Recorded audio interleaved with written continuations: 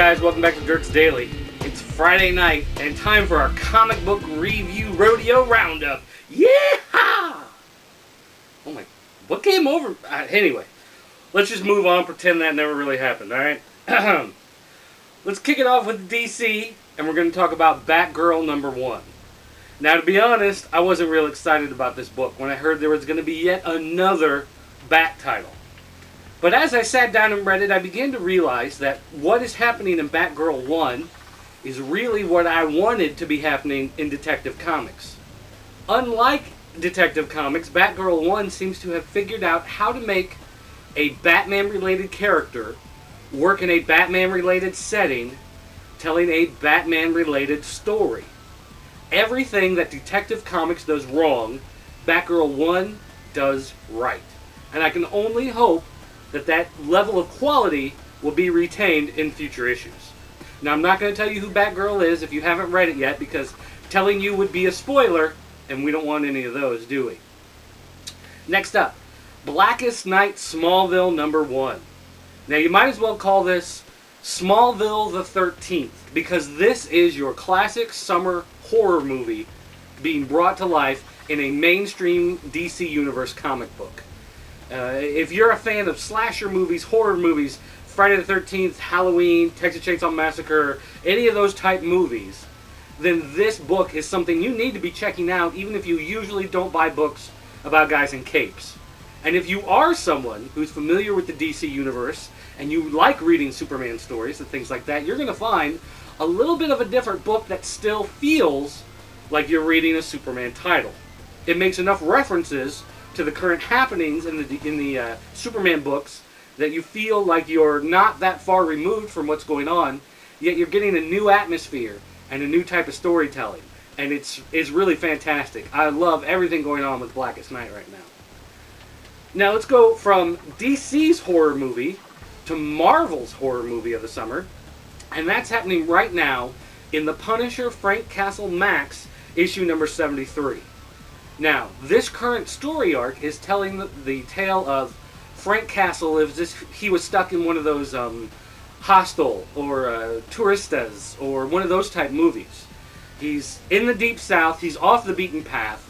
He decides to check something out because it doesn't seem quite right, and he finds himself with the Texas Chainsaw Massacre-like family who is cannibalizing anybody that they can get their hands on.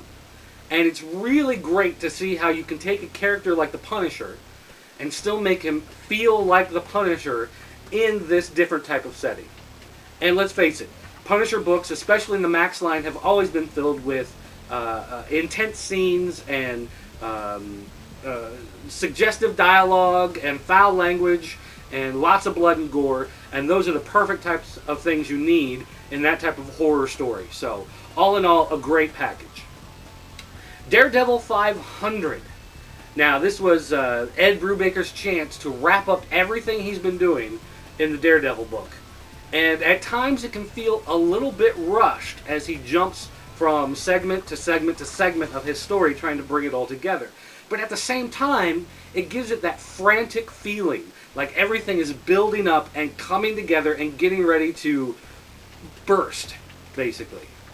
And one of the problems I always had with Ed Brubaker's stories is that time and time again it felt like Matt Murdock was being pushed to the edge. He had been pushed to the edge. There was problems with his wife, problems with his marriage, problems with his relationship with Foggy, problems with how he dealt with Matt Murdock versus Daredevil, problems with the Hand, problems with the Kingpin. And time again, right up to the edge, pushed to the edge. Well, in Daredevil 500, he takes a flying freaking leap over that edge. And it's going to be a long time before he comes back. We also get a sneak preview of what Andy Diggle is going to do when he takes over with the Daredevil character. And what he is doing is bringing Daredevil much more into the mainstream Marvel Universe, yet dealing with the events that Ed Brubaker has set up here. And it looks like it's going to be a fantastic ride. Definitely worth checking out. Now, along with that, in Daredevil 500, you get another short, little poignant story about what it's like to be Daredevil and the people he interacts with. And another reprint of a classic story from Daredevil's past, issue 191, I believe. So there's a lot going on in that package. I believe it's $5 for Daredevil 500. So it costs a little bit more but there's a lot of extra stuff, including some pinups and a cover gallery. So definitely a good book to check out. Now, moving on, Archie 600. Now, I know some of you are thinking, Archie? Why the heck are we talking about Archie? Well, quite frankly, I grew up on Archie. My cousin Ted and I read Archie books as long as we can remember, ever since we were little kids. And, you know, time and time again, we've come back to Archie. You read the stories, just kind of see what's going on. You get that classic feel of Americana and, you know, the good old days and everything like that. But Archie 600 is telling the story of what if Archie actually picked between Betty and Veronica. Now, as a matter of fact, this storyline shows Archie going to memory lane. And instead of going down memory lane, he goes up memory lane and takes a look at his possible future. And in fact, he takes a fork in the road and finds himself proposing to Veronica. Next issue is going to be their wedding. Now, I'm sure after that, he's going to go back down and take the other fork in the road, find himself with Betty, and see what that future is like. But this is a 6-part story, a 6-issue story arc from Archie Comics. So I'm sure before it's all said and done, we're going to see some changes made in the relationships between these characters. Hopefully not too much, because you don't want to mess with Archie that much, because it's a formula that has worked for over 50 years. And finally, from Archaea, I don't know how to pronounce it, but from this studio comes Days Missing #1. Now, to be honest, I really didn't pay that much attention to this book before it came out, but the 99-cent introductory price caught my attention, so I figured, for $1, why not? I'll give it a shot. I'm glad I did, because Days Missing, in a nutshell, is Quantum Leap on a global scale. Imagine a time traveler who goes back to periods in time when humanity was on the brink of destruction. He brings the solution and then folds time on itself and makes everybody forget about what happened that day. And thus humanity is able to move on and move ahead. Now, the main character, the steward, we don't know who he is, we don't know where he comes from, why he's doing this, but we know that he is there to help humanity one way or another. Different writers, different artists are going to be tackling the different issues in this series. And so it's going to be very interesting to see some of the other problems that he runs across. Whereas in this one, it's a pandemic outbreak. Future issues have talked about things like giant monsters or massive destructive events.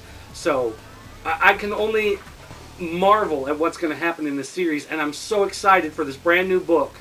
It's an indie title, so not a lot of shops are going to carry it. Some of you have probably never heard anything about it before today, so definitely go out and check out Days Missing #1.